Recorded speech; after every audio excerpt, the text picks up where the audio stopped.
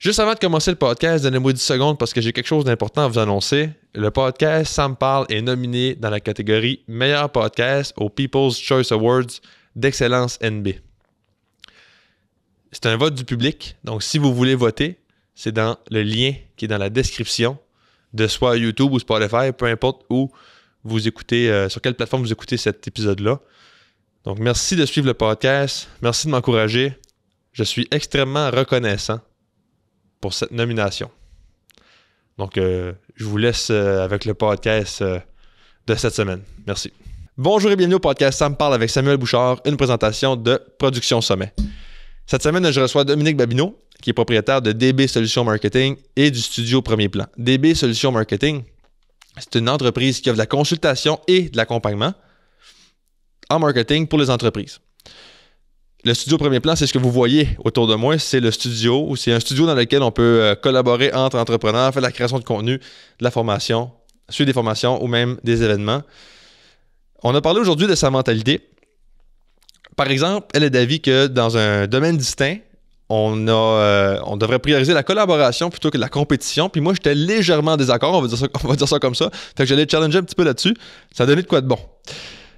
On a parlé aussi de son implication parce que si vous la connaissez personnellement, vous savez qu'elle est extrêmement impliquée, elle est partout.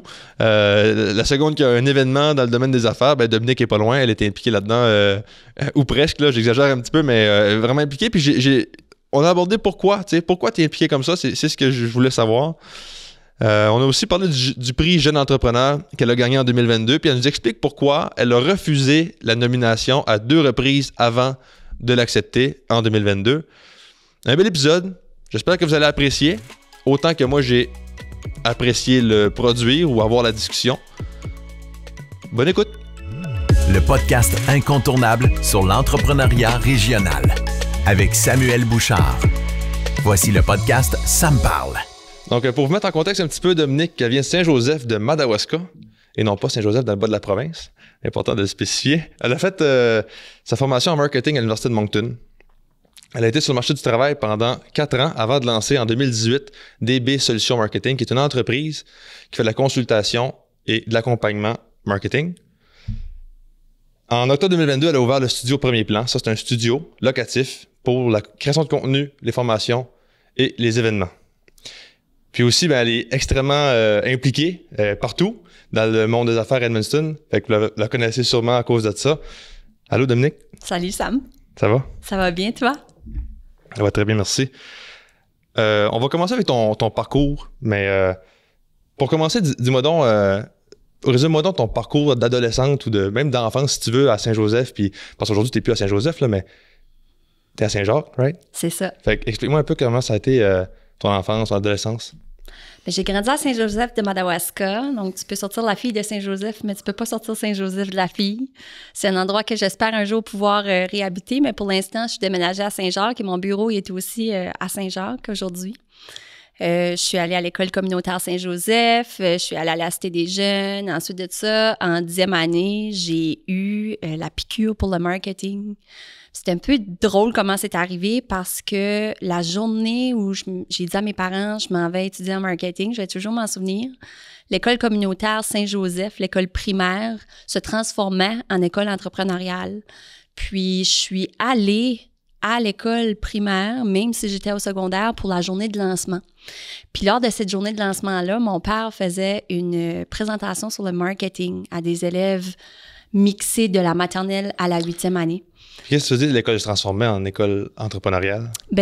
Au lieu d'être une école tout simple avec des cours tout simples comme maths, français, anglais, il y avait encore ça. Mais à chaque mercredi avant midi, si je me souviens bien, l'école se transformait en projet entrepreneurial. Donc, il y avait des petits groupes d'élèves de la maternelle à la 8e année qui collaboraient sur des projets. Donc, il y avait, disons, un département de ressources humaines, un département de marketing, un département de création. Puis, l'école faisait une genre de mini-entreprise. Fait que lors de la journée de lancement, moi, je suis allée là parce que ça me tenait à cœur. Ma mère travaillait là. Mon père allait faire une présentation. Puis mes 2 petites sœurs étaient encore élèves à l'école primaire. Fait que j'ai assisté à la journée de lancement. Puis j'ai écouté la présentation de marketing à mon père. Puis j'ai eu un déclic. C'est comme si je m'avais découvert une nouvelle passion. Puis quand on était dans la voiture à la fin de la journée, j'ai dit à mes parents, je sais qu'est-ce que je vais faire plus tard. Je vais aller étudier en marketing. Fait que moi, à ce moment-là, j'étais en 10e année. J'étais même plus à l'école Saint-Joseph. Mais le fait que j'ai participé à cette journée-là, puis que j'ai été présente, ça a fait que j'ai découvert le domaine dans lequel je voulais étudier. Mais dans le fond, cette journée-là, c'était comme un événement ou c'était... Oui, c'était un événement. C'était un événement d'une journée ou... C'est ça, juste une journée, le lancement de l'école entrepreneuriale, l'école communautaire Saint-Joseph qui se transformait. Puis ton père est en marketing ou il était en affaires ou c'est quoi le parcours de ton père? Mon père est fonctionnaire, il travaille pour l'Agence de promotion économique du Canada Atlantique. C'est plus connu sous le nom de l'APECA. Mais il a lui aussi étudié en marketing. Même chose à l'Université de Moncton, mais à Moncton. Puis qu'est-ce qui fait que tu as eu le déclic par rapport au marketing en écoutant ton père dans la salle de classe ou dans l'événement à l'école, puis pas dans la vie de tous les jours avec ton père? Parce que il t'en a sûrement déjà parlé du marketing ou de sa job avant ce moment-là. Là. Absolument. Il nous a vraiment parlé dans cet atelier-là, puis il parlait aux élèves principalement, puis moi j'étais dans le derrière de la classe, mais il parlait des 4 P du marketing. OK? Donc, promotion, place, produit. C'est quoi le 4e? Promotion, place, produit. J'ai un blanc. C'est correct. Il y en a 4. Puis il y en a 4, bref. Puis, il y en a 5 en fait aujourd'hui là, dans le marketing. Ouais, on a rajouté personne.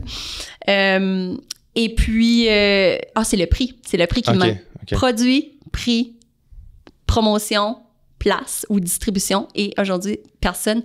Donc, mon père nous a parlé des 4 P du marketing. Puis je trouvais ça super intéressant.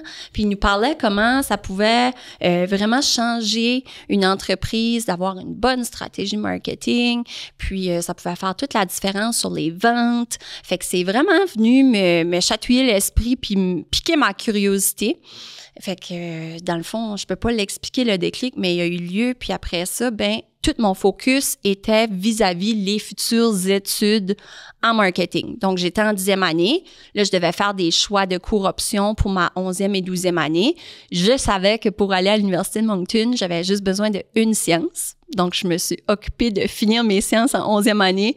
Chimie 1, chimie 2, c'était fini. Puis après ça, j'ai fait des cours super le fun là, dans mon domaine comme comptabilité avec M. Guy Ouellette. J'ai fait entrepreneuriat avec Mme Maryse Poirier. J'ai tout eu des très bons enseignants qui m'ont encore plus donné la piqûre pour l'administration des affaires. Mais à la Cité des Jeunes, il n'y avait pas de cours de marketing. Fait que j'avais vraiment hâte là, de plonger plus en détail dans cet univers-là. Et tu devais avoir... hâte que l'école finisse encore plus. Là, quand tu as trouvé ton déclic, là, hâte de graduer puis de pouvoir te lancer là-dedans. Là. Quand tu étais... je regardais un peu, en faisant des recherches, j'ai remarqué que tu étais quand même impliqué à l'université. Est-ce que c'était le cas aussi à Poly? Ah oui, 100%.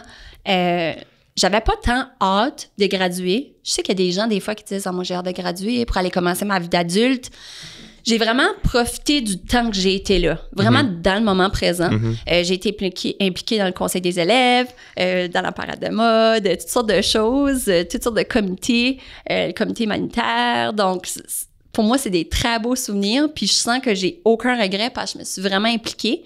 Puis des fois, il y a des gens qui font l'erreur d'arrêter de s'impliquer après la polyvalente parce qu'ils disent... Moi, je me suis impliquée, j'ai fait ma part, mais c'est vraiment rendu à l'âge adulte, je trouve que c'est important de s'impliquer et de continuer autant l'implication communautaire que pour moi, ça a été l'implication dans la vie étudiante. Tu sais, à l'Université de Moncton, campus d'Edmundston, je me suis impliquée dans mon secteur, j'ai été mentor, j'ai fait partie de l'Association générale des étudiants et étudiantes, l'AGE.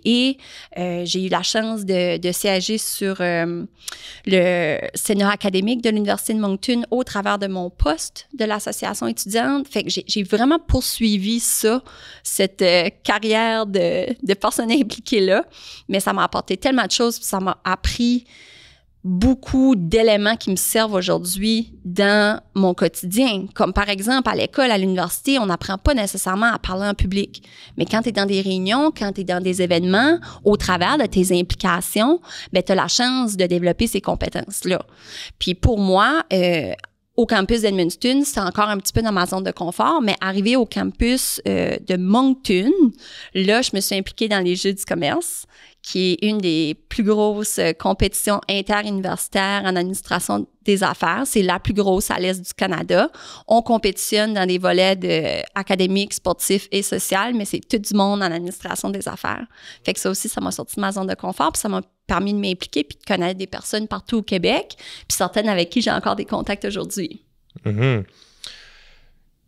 J'avais prévu aller là plus tard, mais justement, ton implication, là, la question qui m'intéresse par rapport à ça, c'est pourquoi t'es impliqué? Puis tu l'as répondu en partie, mais pourquoi t'es impliqué autant?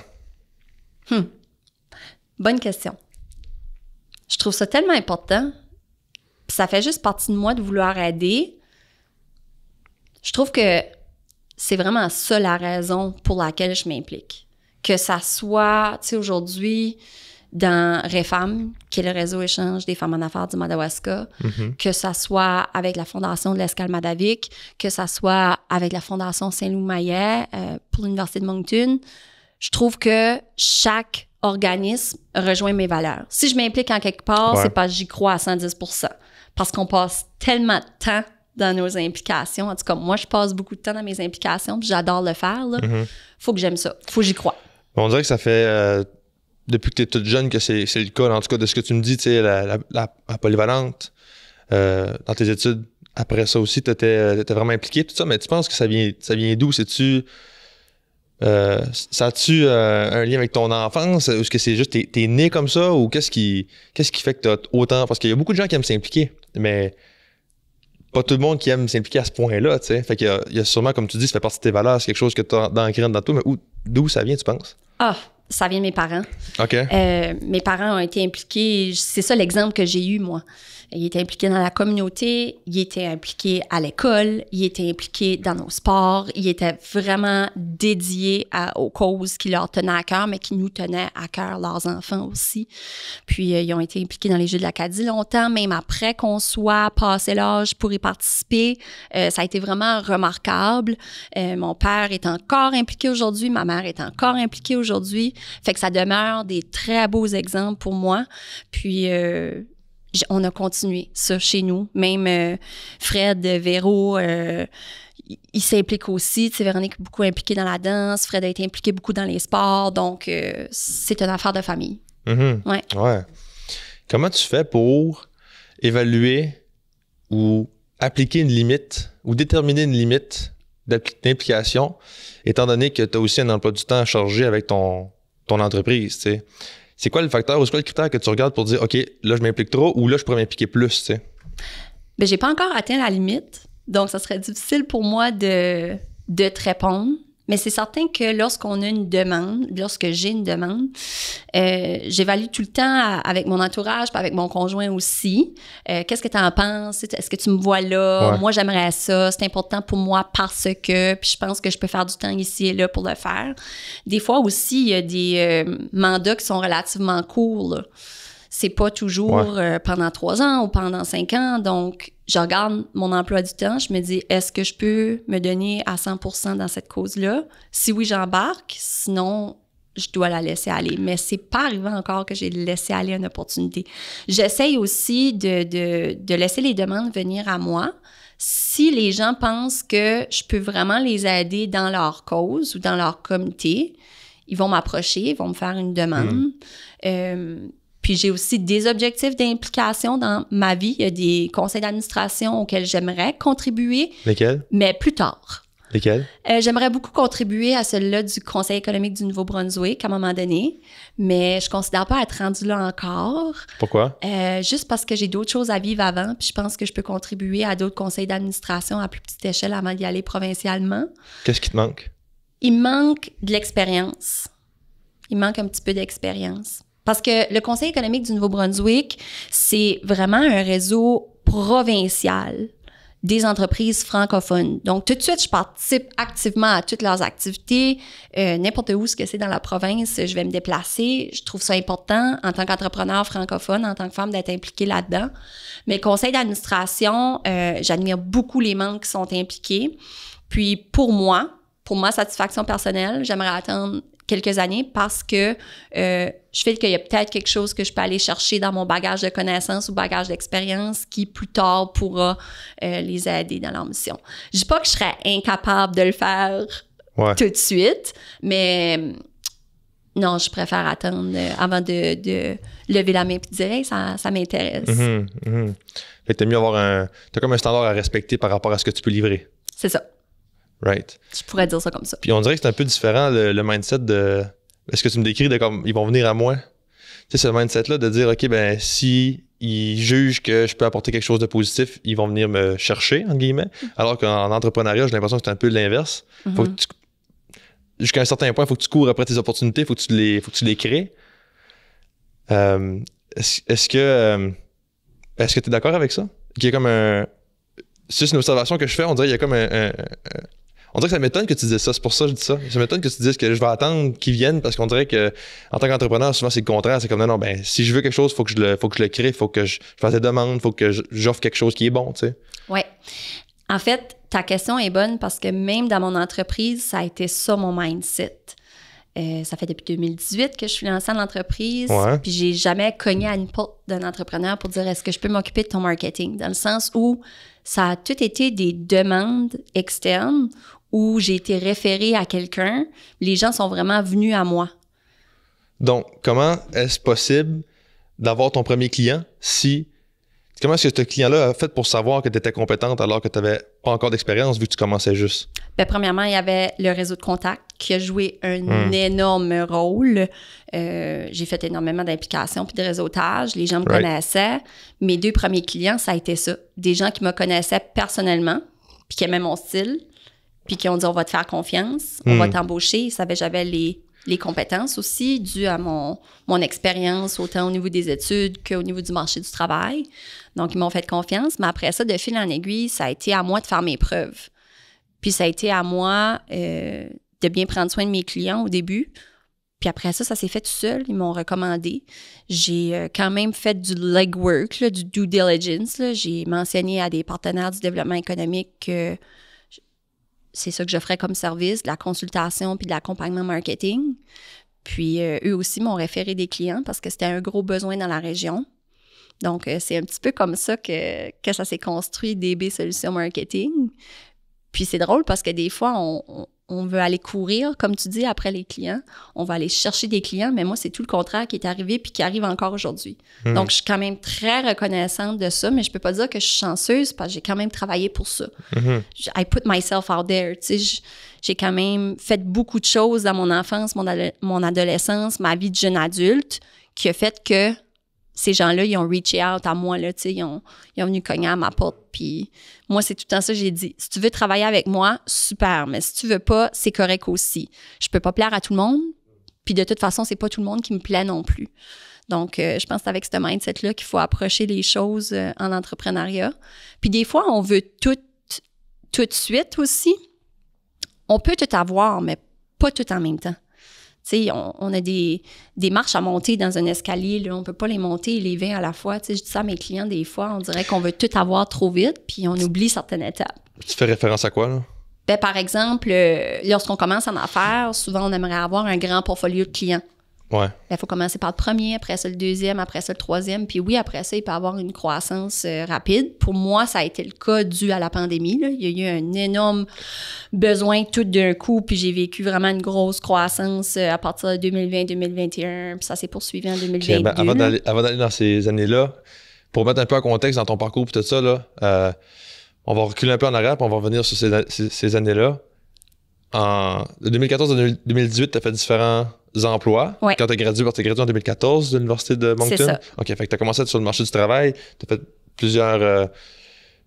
plusieurs emplois.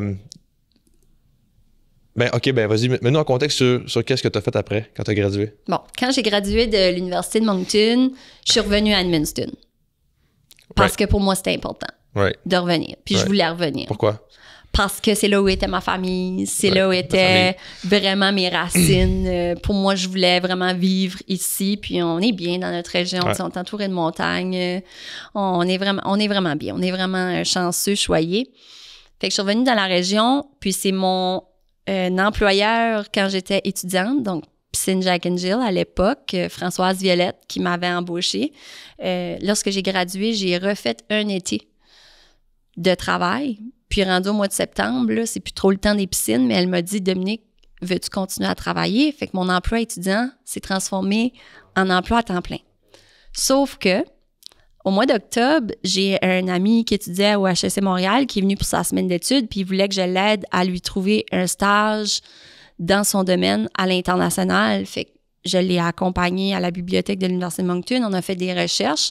Puis en faisant des recherches, moi-même, j'ai demandé de l'information sur des stages à l'international en marketing, pensant pas que ça allait rien faire. Ça, c'était comme le mardi. Le jeudi, j'ai eu un appel, puis ils m'ont dit « Hey, tu as rempli un formulaire, tu serais intéressé à faire un stage à Paris en marketing. » Là, j'étais vraiment surprise. Je m'attendais pas à ça. J'ai dit ouais. J'ai dit en fait, je suis plus aux études. J'étais juste curieuse. J'ai requesté de l'information. Puis ils ont dit OK, vu que tu n'es plus aux études, tu pourrais pas faire de stage à Paris, mais tu pourrais faire un stage en marketing à Barcelone. Ça serait de janvier à avril.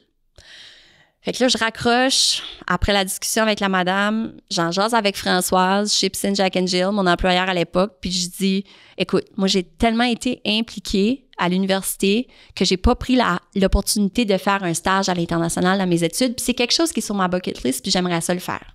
J'ai dit c'est de janvier à avril. Janvier à avril, dans les piscines, dans les spas, c'est relativement tranquille. Ouais. Il y a de l'activité, là, mais c'est tranquille. Fait qu'elle dit oui, tu peux y aller, à condition que tu reviennes travailler pour nous un autre été. J'ai dit parfait, deal. Fait que je m'en vais toute seule à Barcelone de janvier à avril 2015. Et pendant que je suis là-bas, je suis allée visiter Paris quand même, le temps d'une fin de semaine. Puis en revenant de ma visite à la Tour Eiffel, j'ai un message de Françoise qui dit « Appelle-moi sur FaceTime quand tu as 2 minutes. » Fait que je l'appelle, puis elle m'annonce qu'ils ont vendu l'entreprise. Mais elle me demande si je peux revenir travailler pour montrer mon savoir-faire au nouveau propriétaire. Ouais. Puis là, on pleure, on est ému, puis j'ai dit félicitations. Puis je dis bien sûr, je vais revenir. Quand je vais revenir de Barcelone, je vais travailler encore pour Piscine Jack and Jill. Fait que j'ai travaillé un autre été pour un petit peu transmettre mon savoir. Puis ensuite de ça, j'ai eu une opportunité de travailler pour le secrétariat à la jeunesse. Donc, j'ai fait ça environ 1 an et demi. Puis après ça, j'ai eu un autre emploi dans une équipe de gestion. Puis après ça, je me suis lancée en affaires. Donc, pour moi, ça a été un déclic là, de me lancer en affaires parce que quand j'étais aux études, je pensais vraiment que j'allais inventer un produit puis que j'allais avoir une entreprise puis ça allait finir là. Comme un produit physique, là, comme un gadget là, qui va sauver du temps puis whatever. Là. Exactement. Pourquoi tu pensais ça? Je sais pas. Je me souviens d'être assise dans mes cours en marketing puis penser à des idées, brainstormer sur qu'est-ce que je pourrais inventer juste pour être en affaires parce que moi, je voulais avoir une entreprise un jour. Puis j'ai tout le temps été transparente avec mes employeurs de leur dire, la gang, moi, un jour, je vais être en affaires. Fait que mes employeurs m'ont tout le temps encouragé là-dedans, m'ont jamais mis des bâtons dans les roues, puis ils savaient là, qu'ils allaient pouvoir profiter de ma présence pour le temps que j'allais être là, mais qu'un jour, j'allais me lancer en affaires. C'était quoi le produit? T'avais-tu un produit? T'étais comment? J'en ai une idée, puis maintenant, t'avais aucune idée concrète de comme je vais faire. OK. Toutes les idées que je trouvais, c'était déjà quelque chose qui existait. Fait que j'ai jamais poussé la réflexion plus loin. Mais qu'est-ce qui a fait que je me suis décidée à me lancer en affaires? C'est une bonne journée, justement, j'ai eu une demande d'une personne qui me disait « Tu pourrais-tu m'aider avec mon marketing? » OK, ouais. Puis j'ai dit « Je peux, mais j'ai un emploi à temps plein. » Une personne dans ton réseau de contacts qui savait que tu avais étudié le marketing. Tout ça. Okay, puis qui avait besoin d'aide. Ouais. Puis j'avais un emploi à temps plein, donc ma réponse a été « Je peux, mais j'ai un emploi à temps plein. » Fait que j'ai commencé par y penser, mais j'ai pas pu rien faire pour cette personne-là. Puis quelques semaines après, j'ai eu une autre demande pour à peu près la même chose. Qu'est-ce que tu faisais, j'ai pas pu rien faire? Ben, j'ai pas pu travailler pour cette personne-là parce qu'elle cherchait quelque chose de plus temps plein, là, si tu veux. OK, il fallait que tu t'engages comme à temps plein dans cette, dans ce projet-là. Ou plusieurs heures qui me permettait pas. Ça rentrait en conflit avec mon autre travail à temps plein. Puis quelques semaines après, j'ai vraiment eu une autre demande, une deuxième demande pour la même chose. Puis je me suis questionnée encore plus. Puis je me suis posé la question, Colin, j'ai étudié en marketing, ça me passionne le marketing, c'est ce que j'aime le plus dans ma job actuellement. Puis je veux être en affaires. Fait que tout s'enlignait. Je me suis dit, pourquoi je me lance pas en marketing? Fait que je suis allée rencontrer la CBDC Madawaska après avoir remis ma démission à mon employeur dans le temps. Puis j'ai sauté à pieds joints à temps plein dans l'entreprise en février 2018, puis on est rendu en 2025, puis ça a été une belle aventure, des roller coasters, des up and down, une pandémie.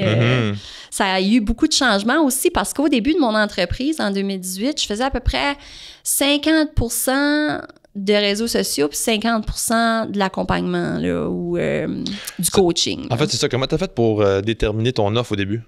Ben, ça a été vraiment au niveau du besoin, de un, puis deux, qu'est-ce qui me passionnait. Ah oui, hein? OK. Fait que t'as pris qu'est-ce que les gens te demandaient de faire, puis t'as dit, ben, je vais créer mon offre autour de ça, tout simplement. Oui, parce que les 2 personnes qui m'avaient approché, la première, c'était pour s'occuper de ses réseaux sociaux.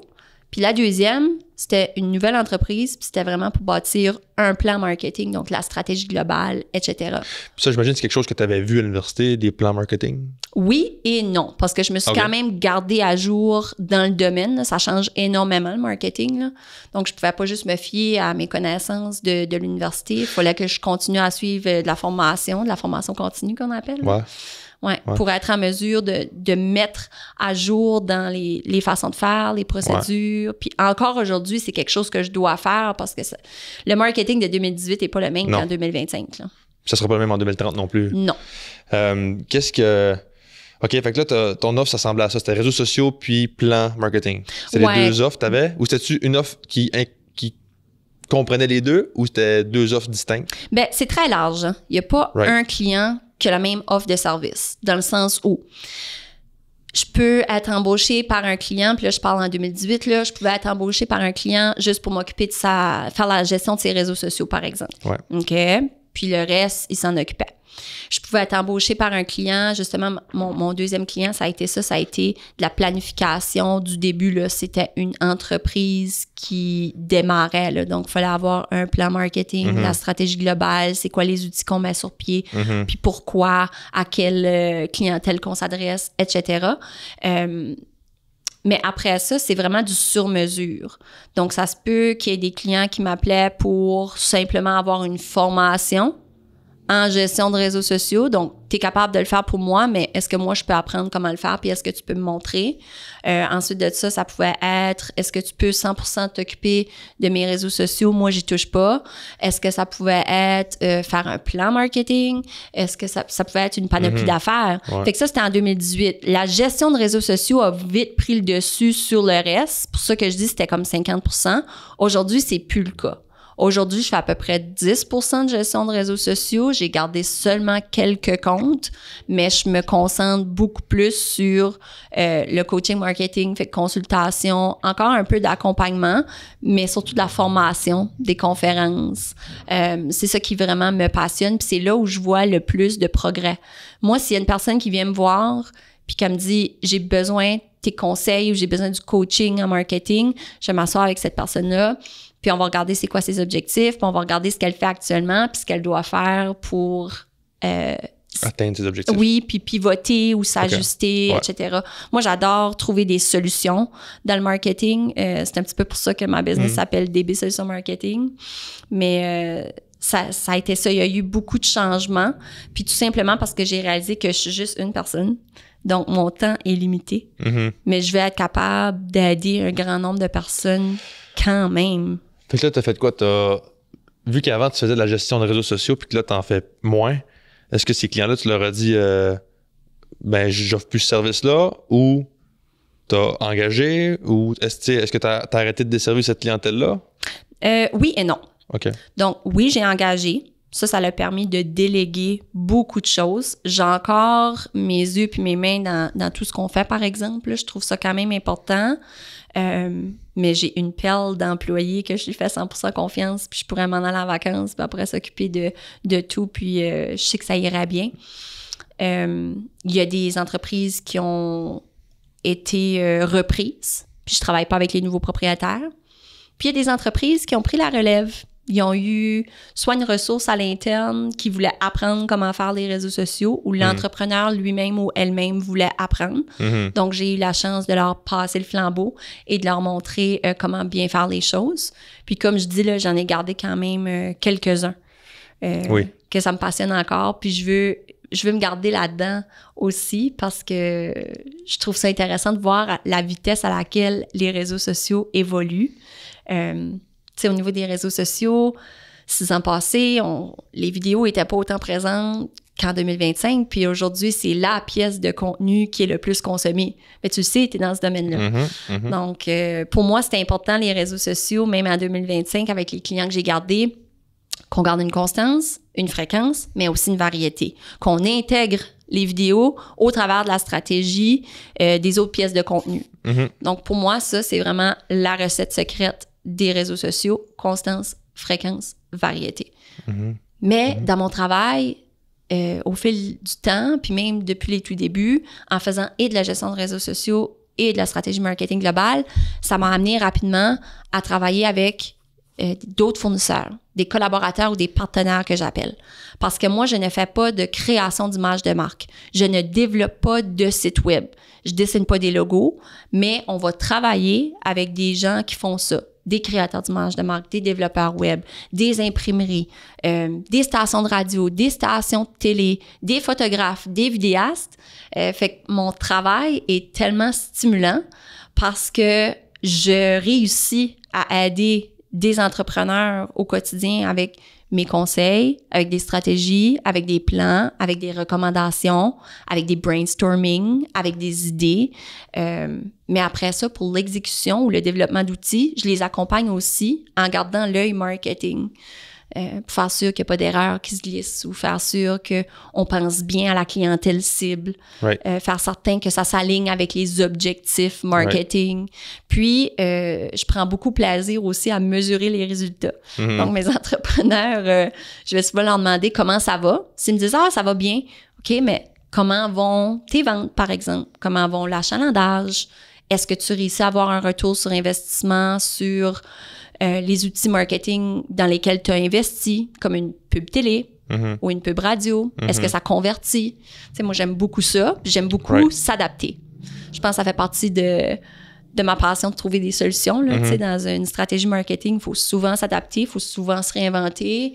Fait que je trouve ça le fun que mes journées se ressemblent jamais, là, dans le fond. Là. Ouais, ça, c'est une affaire particulière de ton entreprise. Il y a des business que c'est pas ça pour toi. Il y a des business, c'est la même chose à chaque jour. Ou ce que, je sais pas moi, une épicerie, ou ce que c'est l'inventaire, faut que tu remettes les affaires sur tes tablettes, puis ça se vend, puis ça ressort, puis ça. En tout cas, fait que toi, ça varie beaucoup. Est-ce que. C'est quoi l'impact plutôt que ça a eu la pandémie sur ta business? Ça a été positif pour moi. On dirait que t'es gêné de le dire. Un peu, ouais. Tout le monde est comme. On a eu la pandémie ou on va pas en parler, puis on est comme tout contre la pandémie, mais tout est comme yes sir. Ouais. Ça a été positif dans le sens où, premièrement, ça leur a renforcé des relations d'affaires avec mes clients parce qu'on s'est pas lâché. Fait que mes clients, là, pour un certain temps, là, ils me payaient plus, puis je leur envoyais plus de factures. Mais on travaillait pareil. Ouais. Vous avez passé à travers d'une période difficile ensemble. Là. Ah oui, fallait se tenir parce que fallait survivre. Ouais. Puis après ça, ben il y a eu des programmes, c'est certain, qui est venu aider les entrepreneurs pour se réinventer, pour pivoter, tout ça. Et c'est là que je suis rentrée en jeu. Fait que j'ai pas connu une longue période où j'ai pas été payée ou que j'ai pas eu de revenus, dans le fond, là. OK. Ouais. Puis ça m'a fait tellement plaisir d'aider tous ces entrepreneurs-là parce que je les regarde aujourd'hui puis je me dis « We made it ». Ouais. On a passé au travers, la gang. Ouais, exact. Puis mettons, d'un point de vue de la demande, tu sais, quand il y a une incertitude dans le marché, un peu comme il y a avec Trump là, dernièrement, là, peut-être un peu moins que la pandémie, je sais pas, je peux pas comparer, mais parce que j'étais pas en affaires, mais quand il y a une incertitude, est-ce que le domaine du marketing a tendance à être moins en demande? Moi, j'ai pas vécu de période où ça a été moins en demande. OK. Il y a peut-être des entrepreneurs qui accordent un peu moins d'importance des fois, mais ils travaillent pas avec moi, ces gens-là. Ouais. Les gens qui travaillent avec moi, tu sais, ils reconnaissent l'importance du marketing. Ils font aussi confiance, puis ils donnent la chance. As-tu l'impression que le marketing, peut-être dans la région, peut-être en général, c'est comme nouveau dans la tête des entrepreneurs? Je pense que oui, dans le sens où souvent, quand j'arrive dans une entreprise, je leur pose la question, c'est quoi votre budget marketing? Ouais. Là, ils me regardent avec des grands yeux puis ils disent, mon quoi?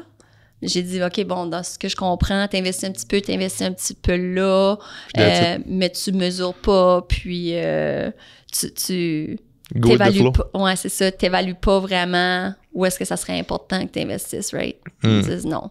Fait que là, on essaye d'initiative en initiative d'établir un budget ou de regarder qu'est-ce qui fait du sens pour eux autres. Mais c'est certain que je respecte à 100% les entrepreneurs qui veulent pas me partager leur budget ou leurs finances. Même si je suis hyper confidentielle dans la vie, je comprends que c'est pas tout le monde qui veut peut-être partager cet aspect-là de leur entreprise. Mais t'as l'impression que c'est de même plus ici qu'ailleurs? Non, parce que la vie va tellement vite. C'est comme l'utilisation d'un flux de trésorerie, d'un cash flow. La plupart des entrepreneurs ne travaillent pas avec cet outil-là puis ils le mettent pas à jour. Pourtant, c'est un des meilleurs outils qui prend comme en photo ton entreprise puis tu peux plugger des chiffres pour voir quel effet que ça va avoir à long terme sans avoir de surprise à la fin de l'année. Mais il y a des outils qui sont mis en priorité puis d'autres non. Puis ça fait partie du monde des affaires. Puis qu'est-ce qui fait que c'est devenu plus populaire? Parce qu'aujourd'hui, on s'entend, il y a plus d'entreprises qui font du marketing que, disons, des années, là, je pense aux années genre 50, là, je sais pas trop, là. Puis c'est quelque chose que je présume, là, mais j'ai l'impression justement que c'est plus commun pour un entrepreneur de s'occuper de son marketing, là. Mais serais-tu d'accord? Ben oui et non, parce que je pense que ça a beaucoup changé, ça a beaucoup évolué. Par exemple, ça date pas d'hier là, que les entreprises annoncent à la radio, à la télé, dans le traditionnel, si tu veux, là, les billboards sur le bord du chemin, etc. Puis ça a encore sa place, ces outils-là aujourd'hui. Tu sais, moi, je pense à des clients pour qui que la radio, c'est hyper pertinent, puis il y a un haut taux de conversion. Même chose pour la télé, même chose pour l'imprimé. Ça dépend tout de ton domaine, puis ça dépend de ta clientèle cible, ça dépend d'un paquet d'affaires. Mais je pense que avec la venue des réseaux sociaux, au fil du temps, ça a vraiment éveillé les entrepreneurs à l'importance de se positionner, à l'importance de se faire voir. Puis ultimement, le but avec n'importe quelle initiative marketing, c'est d'être top of mind. C'est que quand qu'un client cherche un produit ou service que toi tu offres, que c'est ton entreprise qui t'apparaît dans l'esprit. C'est ça le but du marketing, dans le fond. C'est d'informer, c'est d'éduquer, c'est parfois de divertir, mais c'est d'être top of mind. C'est que les gens pensent à toi en tant qu'entreprise. Fait que selon toi, les entrepreneurs des années 50 portaient autant attention au marketing que les entrepreneurs aujourd'hui? Je pense que oui. Je pense que c'est juste différent. Ah ouais? Hein? Ouais.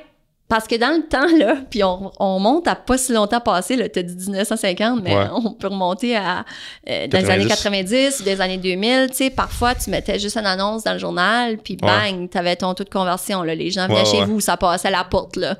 Aujourd'hui, c'est un petit peu différent. Tu sais, on va encore faire du traditionnel, là, peut-être, avec la radio, la télé, encore une fois, ça dépend toujours de ton domaine, mais les réseaux sociaux aussi, ça a une grande, grande place. Puis ça aussi, ça évolue à vitesse grand V. Sur un autre sujet, qu'est-ce qui t'a poussé à lancer le studio Premier Plan, qu'on est dedans aujourd'hui en passant, puis justement, merci de m'accueillir dans ton... je l'ai comme pas dit, là, mais merci de m'accueillir dans ton studio. Qu'est-ce qui t'a lancé à lancer ça? Écoute, c'est une bonne question, puis merci d'avoir accepté de venir nous visiter aujourd'hui pour le podcast. Mais dans le fond, après la pandémie, ou vers la fin de la pandémie, puisqu'il y avait beaucoup d'entreprises qui avaient fait du virage en ligne ou qui étaient beaucoup plus présents sur les réseaux sociaux, etc., il y a eu vraiment un besoin d'avoir un espace pour faire de la création de contenu. Donc, avec les photographes, les vidéastes, on jasait, puis on avait besoin d'un espace pour prendre des photos, des vidéos, créer du contenu, bref. Puis, dans les entreprises, c'était souvent juste pas possible. Manque d'espace, mauvaise luminosité. Fait que j'ai commencé à chercher pour un espace qui allait servir à ça. Puis, j'étais un petit peu tannée de travailler de la maison aussi. Au début, je trouvais ça super le fun, là, tu sais. Je peux travailler de la maison, je peux travailler en pyjama si ça me tente, je peux aller faire une brassée de lavage en 2 clients. Mais après avoir été vraiment isolée toutes ces années-là dans la maison pendant la pandémie, je voulais changer d'air un peu. Fait que moi et mon conjoint, on gardait l'œil ouvert, on regardait ce qu'il y a des locaux à louer. J'avais certains critères. Je voulais être dans certains secteurs. Puis ce local-ci, il était pas à louer. Mais j'ai appelé la propriétaire puis j'ai dit « Est-ce que tu me louerais le local? » Elle dit « Ben viens le voir, mais pas de pression. Si ça fait, ça fait. Si ça fait pas, ça fait pas. » Fait que quand je suis rentrée ici, ça servait de storage. Fait que c'était un peu le bordel. Mais moi, j'ai pas vu le bordel, j'ai vu le potentiel. Ça ressemblait pas à ça là, dans ce temps-là, là, comme mettons la finition pis tout. Là. Pas du tout. J'ai été tellement chanceuse. La propriétaire était designer, fait qu'elle m'a demandé c'était quoi mes goûts. J'ai dit je voulais garder ça épuré, blanc, noir. Je voulais vraiment garder ça dans mon branding personnel. Puis j'avais besoin d'une salle de conférence et j'évaluais aussi qu'il y aurait un besoin dans la région pour une salle de conférence qu'on pourrait louer. Donc, elle m'a bâti 2 murs avec son conjoint. Ils m'ont fait une réception. Donc, j'avais une vision à court terme, mais j'avais aussi une vision à long terme pour différents projets. Tu sais, je voulais être capable d'accueillir un pop-up store si le besoin se faisait sentir. Je voulais être capable d'accueillir si on voulait faire des petites formations avec mes écrans, avec mon espace polyvalent qu'on peut un peu arranger comme on veut.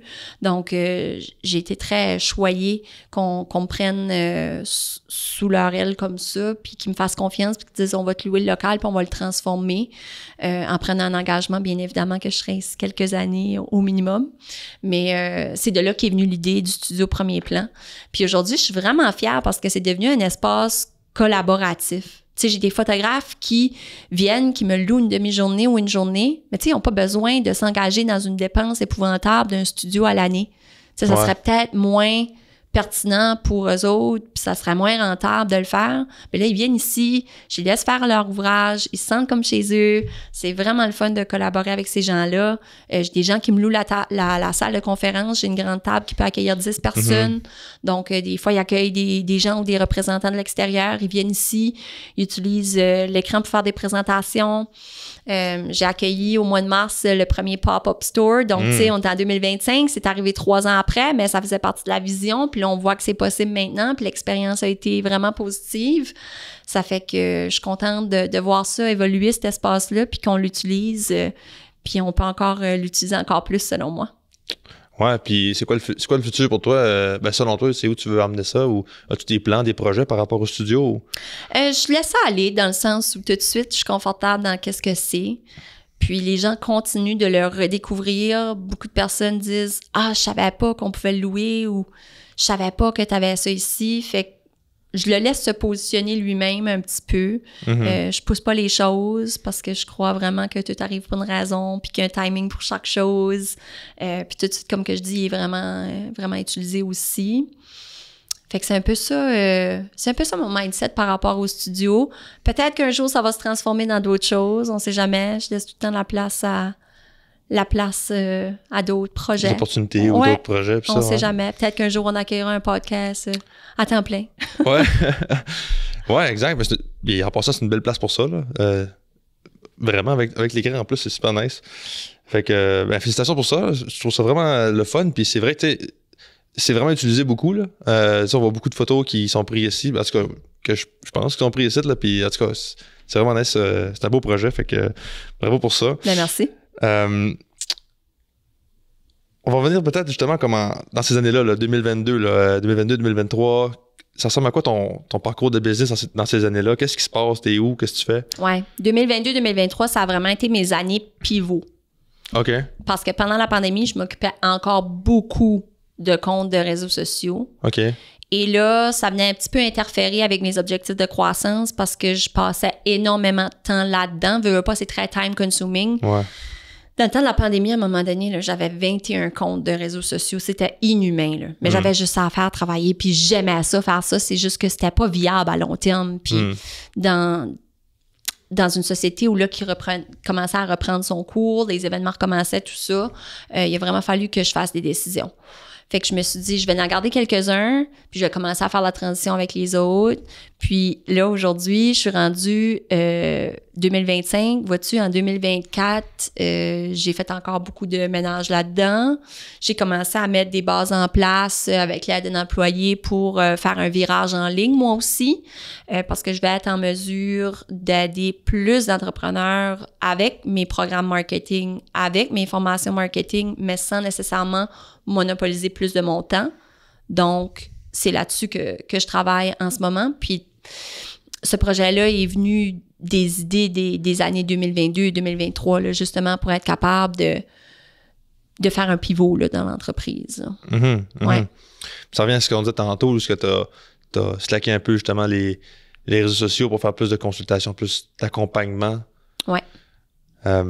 Fait que là, aujourd'hui, c'est un peu encore ça ou ça a changé depuis? Ça a beaucoup changé. Aujourd'hui, les conférences, les formations ont pris beaucoup de place et j'adore ça. Justement, après l'enregistrement, je vais faire une conférence. J'ai plein de conférences partout dans la province, conférences / formation, là, sur le marketing, l'intelligence artificielle, les réseaux sociaux. Donc ça, c'est quelque chose qui m'allume vraiment parce que je peux rencontrer des gens qui soit avaient pas du tout de connaissances ou avaient besoin d'une petite push de plus pour aller au prochain niveau. Fait que ça, pour moi, c'est du progrès concret puis rapide. Puis sinon, je fais beaucoup de coaching marketing, donc du one-on-one avec des entrepreneurs, soit en démarrage, en croissance, même en redressement. T'sais, on a eu beaucoup de redressements COVID avec lesquels on a travaillé là, dans les dernières années. Fait que le fait que j'ai mis un petit peu de côté les réseaux sociaux m'a permis de mettre en avant-plan vraiment cet aspect-là de l'entreprise. Puis, c'est le fun parce qu'il y a des nouveaux joueurs, des nouveaux gestionnaires de réseaux sociaux qui sont arrivés sur le marché. Puis, je leur ai toujours dit, venez me voir, je vais vous aider. Comme on va collaborer, je vais vous envoyer des clients, je vais parler de vous autres ou je vais même vous donner des trucs pour pas faire les mêmes erreurs que moi ou arriver plus vite à des résultats. Fait que ça me fait toujours plaisir d'aider, même si c'est quelque chose que moi j'offre. On n'a pas les mêmes clients, on n'a pas les mêmes objectifs, on n'a pas le même style. Puis pour moi, la collaboration, ça a tout le temps été au-dessus de la compétition. Pour moi, c'est important. Ben, parlons un peu de ça justement parce que ça, c'est un sujet qui revient souvent dans le podcast de... En tout cas, les gens que j'ai reçus sont d'avis que justement la collaboration, c'est au-dessus de la compétition, pour prendre tes mots.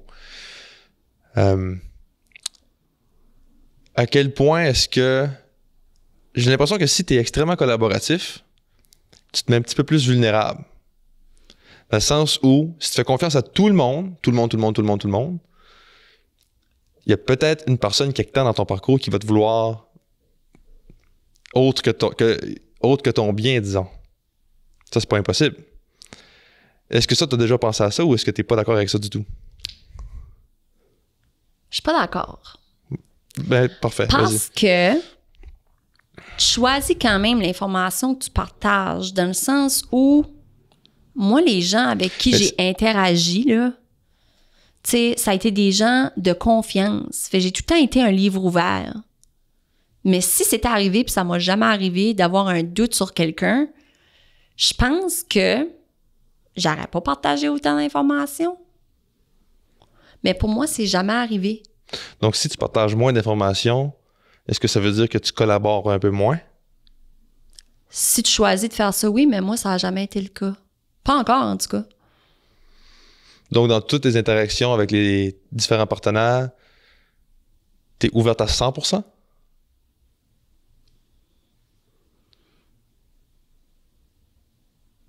Dans ce qu'ils me demandent, oui. Comme, je veux pas gatekeeper. Tu comprends ce que je veux dire par gatekeeper? C'est comme, pourquoi je retiendrais de l'information volontairement qui pourrait profiter à quelqu'un d'autre? Comme moi, j'ai passé par là. Je vais te sauver du temps. Oui. I'm gonna help you out. Oui. Puis si je peux pas t'aider, je vais te rediriger vers quelqu'un qui peut t'aider. Puis dans ce cas-là, est-ce que tu considères que c'est possible que... Je suis d'accord avec ça en passant. Est-ce que c'est possible qu'il y ait des gens qui te veulent du mal? Pas du mal, mais qui veulent t'empêcher d'avoir plus de succès? Ah, ça se peut. Mais honnêtement, ça m'appartient pas. Mais comment ça pour te protéger des actions de ces gens-là? Ben, je me dis, il y a personne qui est moi. C'est ça mon vrai superpower, là. Même si quelqu'un voudrait copier ce que je fais, même si quelqu'un voudrait faire la même chose que je fais, c'est correct. Puis il y a sûrement de la place pour d'autres personnes. Mais il n'y a personne qui est moi. Fait que... Donc, selon toi, c'est impossible que quelqu'un... Tu sais, là, je parle de toi, mais quand je pense à ces idées-là, je pense à toutes les entreprises. Là, je pense à juste la collaboration entre entrepreneurs. Là. Donc, selon toi, c'est impossible le scénario où il y a quelqu'un dans un domaine qui va donner des connaissances à quelqu'un qui commence juste, par exemple, puis que cette deuxième personne-là qui commence juste finisse par prendre la place de cette personne qui était déjà établie. Ça peut arriver, mais c'est ta responsabilité de continuer de te diversifier. Ouais. Tu sais? Puis, il y a sûrement des gens là, qui sont pas à l'aise de partager puis qui veulent garder tous leurs secrets, puis secrets professionnels, puis c'est tout correct. Là. C'est juste que moi, j'ai pas vraiment de secrets à garder dans mon domaine. On est vraiment plus gagnant quand on collabore que quand justement on compétitionne, puis on fait comme « Ah, je t'en parle pas, organise-toi », on n'est vraiment pas dans ce mindset-là dans mon domaine. En tout cas, pas pour moi. Puis je trouve pas que c'est une façon de bien faire les choses. Quand j'ai dit qu'il y avait des nouveaux joueurs, par exemple, qui venaient sur les réseaux sociaux, qui venaient dans le monde de la gestion de réseaux sociaux, comme ils savent, I'm just a phone call away. Puis ils m'appellent souvent et ça me fait tellement plaisir. Puis on jase de comme nouveautés qu'il y a sur les réseaux sociaux. Il y a une fonction qui disparaît, on sait plus où se caler, on le solutionne ensemble. On se partage des outils de création, d'organisation. On se demande des avis des fois sur comment t'approcherais une telle soumission. Tu sais, ça, c'est une question qui me revient souvent, là, des gens qui veulent avoir mon avis, puis c'est parce que j'étais là avant eux autres, puis ça me fait plaisir de les aider. Je pense que ça vient de mon désir d'aider un petit peu comme que je parlais tantôt pour l'implication communautaire. Je veux vraiment juste aider le monde. Ouais. C'est bon, mais ça me rassure un peu parce que justement, j'avais cette réflexion-là de... cette crainte-là, un peu. Tu sais, je me faisais dire, c'est bon de collaborer, puis je me disais, y a-t-il un risque à ça? Tu sais, y a-t-il un risque de... Peut-être que je suis parano, là. Peut-être que je capote, là. Mais quand même, je pense que, tu sais, comme n'importe quel entrepreneur, tu veux protéger un peu ce que tu as ou tu veux protéger ton entreprise, tu sais, puis je pense que ça, c'est normal. Ouais. Mais tant mieux si... Parce que, tu sais, j'avais entendu aussi qu'à Edmundston, le monde, il vole les idées, puis le monde, il coupe les... Là, j'en reprends les mots de Jean-Seb, là, il a dit dans le podcast, là... il disait, lui, il avait entendu ça qu'à Edmundston, là, on se fait couper l'arbre sous le pied, là, qu'on se fait couper les jambes en deux, qu'il a dit. Ben, je vais répéter une citation qui, pour moi, comme a changé un petit peu mon mindset par rapport à voler des idées, etc. Ouais. Là. C'est 2 citations. No one is you and that's your superpower. Ça, je la dis tout le temps. Si ça t'arrive de te faire copier ou si ça t'arrive de te faire voler une idée ou whatever, c'est continue ton projet. Continue toi, qu'est-ce que tu crois dedans. Continue de foncer, puis mets tes yeux comme ça, là, puis fonce. Parce que tu vas perdre trop d'énergie puis trop de temps à t'en faire avec ça. Tu vas perdre trop d'énergie puis trop de temps à essayer de comprendre ou essayer de changer la situation qui, dans le fond, ne t'appartient pas. C'est dommage, des fois, mais ça arrive. OK? L'autre citation, c'est une citation de Coco Chanel. La copie est la plus belle forme de flatterie. Quelque chose comme ça, là, je la traduis, je l'adapte en français. Là. Mais c'est vrai. Dans le fond, les plus grands de ce monde se sont fait copier, mais si tu réussis à te diversifier, si tu es unique dans ton offre de service à toi, tu sais, parce que ce que j'offre, c'est pas unique, mais la façon que je l'offre, c'est unique parce que c'est propre à moi. C'est ma signature, c'est ma saveur, c'est mon style. C'est la même chose pour n'importe quel autre domaine. Puis, veux pas, le marché, c'est comme une tarte ou un gâteau. Il y a plusieurs pièces. Mais il y a une part de pièces de la tarte pour tout le monde, là, des fois. Là. Il suffit juste de voir comment que toi, tu te positionnes dans un marché, puis qu'est-ce que tu offres à ta clientèle. Puis oui. Tu vois, ça, j'avais la croyance inverse. Oui, il y a une tarte, puis il y a des pointes, mais je suis pas d'avis qu'il y en a pour tout le monde. Dans certains domaines, oui, tu sais, sûrement. Mais il y a certains domaines que non, aussi, sûrement. Mais je vais te dire quelque chose. Par exemple, tu as parlé d'Edmundston. Prenons Edmundston comme exemple. Il y a tellement de restaurants qui offrent de la pizza en take-out. Restaurants, dépanneurs, épiceries. Puis ils fonctionnent toutes, ou presque. Pourquoi? Parce qu'il y a la demande pour ça. Puis parce qu'ils ont tout un petit quelque chose propre à eux autres. Puis tu peux pas plaire à tout le monde, mais tu vas peut-être avoir un élément qui va plaire à ton client puis il va te choisir. Moi, c'est comme ça que je choisis de voir ça. Je comprends. Ça fait bien du sens. Il y a quand même un standard à respecter dans ton domaine où ce que le marché exige. Là.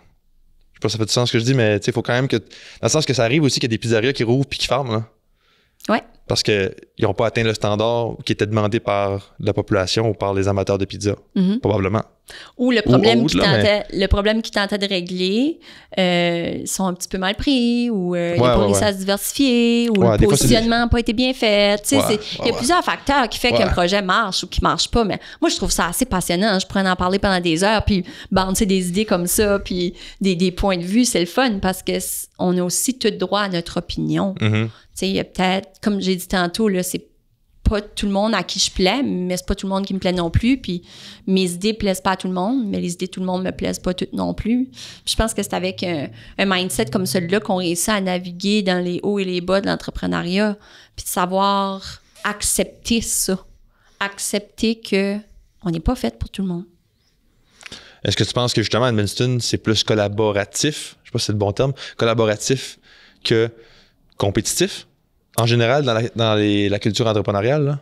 Ben moi, de ce que je vois, oui. Il y a beaucoup de collaborations, beaucoup de partenariats. C'est beau à voir. On veut s'élever tout ensemble. Puis à Edmundston, quand on a une idée dans la tête, habituellement, on s'arrange pour la voir se réaliser. Fait que ça, c'est beau. Puis ça, c'est dans les sports, c'est dans l'entrepreneuriat, c'est dans le communautaire, dans les levées de fonds. On a vraiment cette force-là. Je suis tellement d'accord avec le slogan de la ville, forte de nature. Je pense qu'on est fort à plusieurs niveaux. Plus qu'ailleurs? À notre façon. À notre façon. C'est bien dit, ça. C'est bien dit, ça. Tu as gagné le prix Jeune Entrepreneur en 2022. Ça t'a fait quoi de gagner ça? Ça m'a tellement rendue fière. Puis ça m'a donné une validation aussi que je faisais quelque chose de bien. C'est-tu parce que tu n'étais pas 100% sûr ou? Non. C'était tout simplement parce que ça venait de quelqu'un d'autre. Right. Les beaux mots que j'ai reçus dans les nominations, c'est vraiment venu me toucher. C'est un peu ça qui m'a convaincue de dire oui, je vais accepter la nomination, puis oui, je vais appliquer. Puis les premières années où on m'a appelé pour me dire que j'avais été nominée pour être jeune entrepreneur, j'ai refusé à 2 reprises, je pense. Puis les raisons, c'était... Tu as refusé de participer, mettons? J'ai refusé la nomination, j'ai refusé d'aller plus loin dans le processus les 2 premières fois, si je me trompe pas. Puis la raison était la suivante. Je trouvais la première fois que... Parce que le prix jeune entrepreneur, il recule comme 2 ans dans tes états financiers, par exemple. Je trouvais que la première année de mon entreprise ne m'appartenait pas vraiment parce que j'avais eu de l'aide du programme LATI. Fait que je trouvais que le revenu que j'avais fait, puis comment j'avais pu subvenir à mes besoins durant la première année, ben dans le fond, ça ne m'appartenait pas à 100%. Fait que je me disais, j'ai pas assez eu de résultats pour sentir que je le mérite à 100%. C'était peut-être un petit peu le syndrome de l'imposteur. Là. Avec du recul, est-ce que tu aurais refusé? Oui, j'aurais encore refusé. Oui? Oui. Puis la deuxième fois, c'était un peu le même principe, là, où on était dans le temps de la pandémie. On était dans le temps de la pandémie et je devais consacrer du temps à la candidature et j'ai préféré consacrer du temps à mes clients plutôt que de mettre du temps dans la soumission de ma nomination. Puis la troisième fois, je vais tout le temps m'en souvenir, là, c'est en 2022. Donc, j'ai eu l'appel pour me dire que j'avais été nominée. Donc, j'ai demandé qui m'avait nominée. Ils ne pouvaient pas me dire, mais ils pouvaient me partager des passages. Fait que quand ils m'ont partagé les passages, j'ai vraiment été touchée. Puis j'ai dit, ben regarde, je m'en vais dans le sud, là. Laisse-moi y penser. Puis j'ai pris le temps de penser à ça sur le bord de la plage. Puis j'ai dit, sais-tu quoi? Par respect pour les gens qui m'ont nominée. Mais pourquoi tu hésitais? Ben j'hésitais encore parce que je devais juste faire la réflexion, là. C'était un coup quand même, là, à donner pour faire la nomination. Puis j'étais encore très occupée dans ma tête. Fait que je me disais, est-ce que je veux prendre le temps de remplir la nomination? Puis pourtant, c'est tellement un beau processus, c'est tellement le fun. Puis je suis impliquée dans REFAM, puis on en reçoit des nominations. Parce que c'est long à plein, faire une nomination? Ou... Non, pas tant. Pas tant. C'était juste, faut que tu prennes le temps de t'asseoir, puis bien répondre, puis bien réfléchir. Puis veux pas donner de l'information qui reflète les faits, là. Fait que tu fais pas ça sur le bord d'un comptoir un vendredi soir, puis flou, puis t'envoies ça, là. Tu prends le temps de bien t'appliquer, surtout par respect, justement, comme je disais, pour les gens qui m'ont nominé. Fait que j'ai pris le temps d'y penser, puis j'étais sur le bord de la plage, puis j'ai pensé à ça, puis j'ai dit, OK, ben je vais appliquer. Je vais appliquer juste par respect pour les gens qui m'ont nominé, puis c'est des beaux mots, puis je suis fière de mon parcours, puis là, je sens que ça m'appartient. Fait que je fais le confiance de l'entrepreneur, la jeune entrepreneur que je suis, fait que je vais appliquer. J'ai appliqué avec pas d'attente en tête, mais j'ai reçu pas longtemps après l'appel, puis j'étais vraiment fière. Quand tu dis pas d'attente, t'avais 0 attente ou tu te disais quand même un petit peu? Quand t'appliques, t'as des petites attentes, là, dans le sens où tu te dis, c'est peut-être possible que, là. Puis qu'est-ce que tu disais dans ce temps-là? Tu disais-tu comme... à quel point tu estimais tes chances de gagner? Oh mon Dieu, je pouvais pas estimer ça. Je pouvais pas estimer ça parce que tu sais pas ce qui applique. Tu sais pas quelle valeur que tes réponses ont. Tu sais, tu réponds du mieux de tes connaissances. C'est ta personne, tu restes authentique, tu remplis qu'est-ce qu'il y a à remplir, puis t'envoies ça, là, tu sais. Mais quand j'ai eu l'appel, Ouais. tu sais, j'avais quand même pas d'attente dans le sens où je me disais, si je l'ai pas cette année, c'est pas grave. Parce que quand j'ai remis mon dossier de candidature, là, je me sentais déjà gagnante. Puis je sais que c'est tellement cliché de dire ça, mais je vais t'expliquer mon point de vue, c'est que j'ai vraiment pris le temps de remplir le formulaire, puis j'ai réalisé à ce point-là à quel point j'avais fait beaucoup de choses, puis à quel point j'avais aidé des gens. J'ai même versé une petite larme à un moment donné quand j'ai rempli un questionnaire parce que j'étais tellement fière de moi. Puis pour moi, c'est ça que je veux dire par « j'étais déjà gagnante ». Fait que même si je gagnais pas le prix cette année-là, c'est correct, tu sais. Mais quand ils m'ont appelé puis qu'ils m'ont dit ça, là, j'étais vraiment fière. Fait que là, je me suis dit « OK, ça a un plus gros impact sur moi que je pensais, là. » C'est vraiment venu valider qu'est-ce que je faisais, là. Puis je me suis dit, je vais utiliser un petit peu cette plateforme-là pour essayer d'inspirer d'autres jeunes à se lancer en affaires. Ouais. Parce que pour moi, l'entrepreneuriat jeunesse, c'est très important. Puis l'entrepreneuriat tout court, c'est très important parce que quand tu te lances en entrepreneuriat, c'est comme si tu dis, je fais une place pour mes rêves, mais pour venir en aide à d'autres personnes. Puis pour moi, c'est la meilleure définition de l'accomplissement personnel. Puis aujourd'hui, l'entrepreneuriat me permet de, justement, être assis ici avec toi aujourd'hui, j'ai pas eu besoin de demander congé à personne. Ouais. OK? Puis des fois, oui, je vais travailler la fin de semaine, je vais travailler les soirs, mais si je vais aller prendre ma marche le matin à 9h, ben, je peux le faire.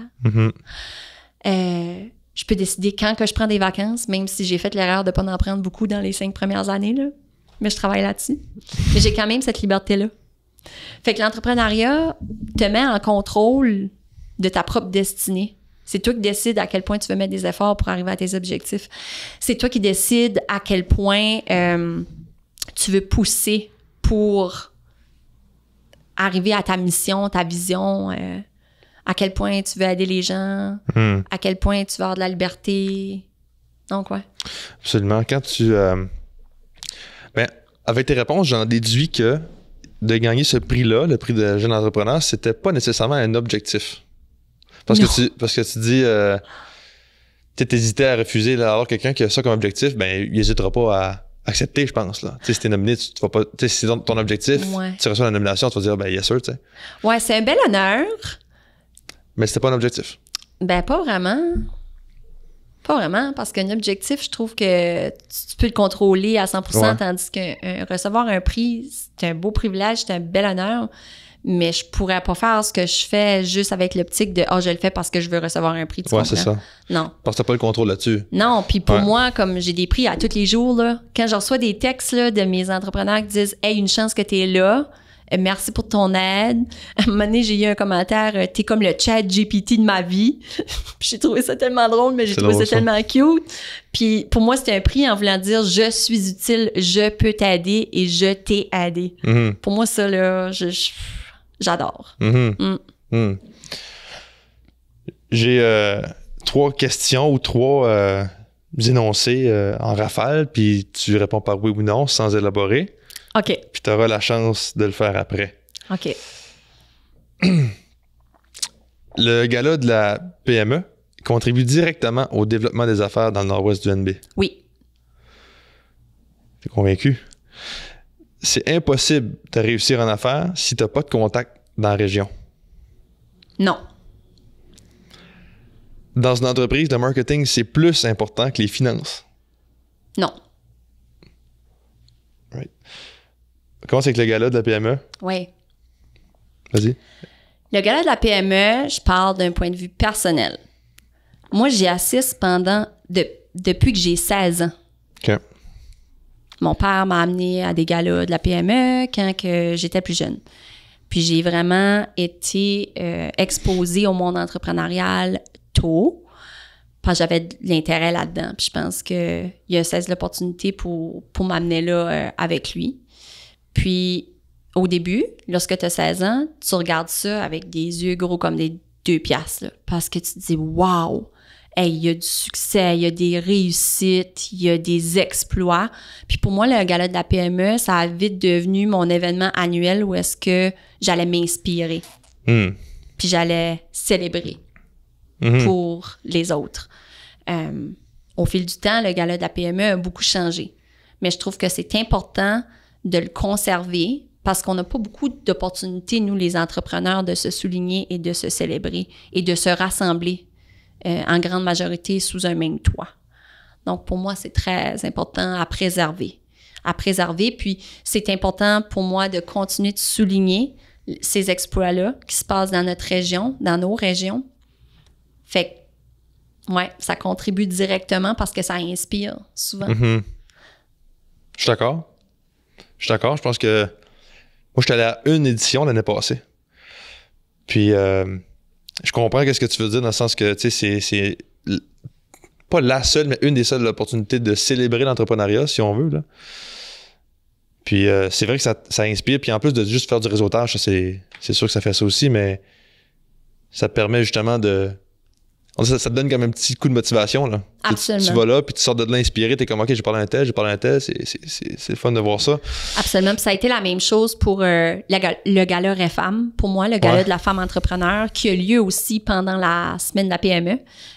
Puis étant présidente de REFAM aujourd'hui, j'accorde encore plus de l'importance parce que une de nos missions, c'est de faire rayonner l'entrepreneuriat au féminin. Donc, on réussit à le faire au travers de différentes initiatives, là. Pas seulement le gala de la femme entrepreneur, mais aussi de la femme gestionnaire. Donc, pas une personne qui appartient à une entreprise, mais une personne qui peut gérer une entreprise. Ouais. Fait que pour moi, c'est des occasions où est-ce qu'on peut faire rayonner ces entrepreneurs ou ces gestionnaires ou ces entreprises-là, puis qu'on peut célébrer, encore une fois, leur parcours, leur réussite, leur succès, tout ça. Mm-hmm. Puis j'aimerais t'entendre sur... je peux répéter l'énoncé, là. C'est impossible de réussir en affaires si tu n'as pas de contact dans la région. Ben non, c'est possible. C'est possible parce que tu peux faire ta place. Il n'est jamais trop tard. Que tu aies 18 ans, que tu aies 28 ans, que tu aies 58 ans, il y a de la place. Puis c'est en demandant de l'aide et en faisant ça que tu es bien entouré que tu peux réussir. Fait que moi, je veux être une personne clé pour ces gens-là. C'est parce que si je peux t'aider à faire un petit pas de plus vers l'avant, soit avec de l'accompagnement à des événements. Tu sais, si t'as personne à qui aller à tes événements, appelle-moi, je vais y aller avec toi. Tu sais, c'est juste ça. Si t'as besoin de juste aller prendre un café, j'en bois pas, là, mais je vais boire un verre d'eau avec toi, puis on va en jaser, tu sais, de tes objectifs, de qu'est-ce que tu devrais faire pour te développer comme personne, te développer comme entrepreneur, puis après ça, à quelle porte tu dois aller cogner. Tu sais, moi, je redirige souvent les gens vers la CBDC, Madawaska. Je trouve que c'est une des premières portes à laquelle tu devrais aller cogner quand tu veux te lancer en affaires. Mais si tu veux avoir des échanges sur l'entrepreneuriat en général ou tout simplement la région, ben appelle-moi, on va aller jaser. Est-ce qu'il y a assez de réseautage? Non, il n'y a pas assez de réseautage. Non. Puis je trouve qu'on se complique tellement la vie. Comme moi, je trouve que des fois, là, on pourrait juste dire « Hey, on se rejoint jeudi à telle place, telle heure, exactement. Viens si tu peux. Sinon, si tu peux pas, correct. On s'en reprendra une autre fois. » Inscris-toi même pas. Ben non, j'exagère, là, mais... Ouais, je suis bien d'accord. Tu sais, on n'est pas obligé d'avoir tout le temps, là, le cocktail, puis les décos, puis le repas, puis la salle, puis tout ça. Des fois, là, on peut juste aller dans une entreprise de la région déjà existante. On peut aller prendre une bouchée ou prendre un verre ou tout simplement se rassembler en quelque part, puis jaser. C'est ça que c'est du réseautage. Ouais. C'est juste jaser, puis on peut jaser de n'importe quoi, là. On n'est pas obligé de jaser d'affaires direct au début, là. Tu peux me parler de comment ça va dans ta vie, puis on peut jaser de tes dernières trouvailles dans les entreprises de la région, puis de fil en aiguille, tu sais, on va bâtir une conversation, puis c'est comme ça que ça se bâtit des relations tout court. Ben oui, absolument. Fait que la semaine prochaine, au studio Premier Plan, réseautage, je niaise. Ouais. Non, mais ça serait... On l'annonce. Honnêtement, là, on l'a fait une fois ici. Habituellement, j'ai 4 chaises, puis à un moment donné, j'ai dit aux filles, OK, 5 à 7 chez nous, venez me trouver, puis on s'est ouvert un petit mocktail, cocktail, puis on a jasé, puis ça a été 1h30, puis après ça, on est parti chez nous, puis tout le monde était content, puis je veux dire, on a parlé de projets, on a parlé de choses qui se passaient, puis ça n'a pas besoin d'être plus compliqué que ça. Puis dans une entreprise, le marketing, c'est plus important que les finances? Non, je trouve pas que c'est plus important. Je trouve que c'est important, mais pas plus. Ouais. Parce que les finances, c'est vraiment ta base. Ben... Non, je sens pas que c'est autant. Je sens vraiment que les finances, c'est important. C'est l'affaire la plus importante, les finances? C'est une des choses les plus importantes. Mais souvent, là, dans mes consultations marketing, je me surprends à ce qu'on est rendu de parler de finances, puis de cash flow, puis de flux de trésorerie, puis rapidement, là, je dis à mes clients, comme je ne suis pas l'experte en finance, tu serais mieux de parler à un conseiller financier ou ton comptable, ou etc. Là. Ouais. Mais on a quand même des discussions où est-ce qu'on parle d'argent, où est-ce qu'on parle d'investissement, où est-ce qu'on parle de fonds de roulement, toutes sortes de choses. Puis je me dis, si t'as pas le nez dans tes finances, tu risques de faire de graves erreurs. Puis des fois, tu fais confiance pas aux bonnes personnes. Puis ça te met les pieds dans les plats.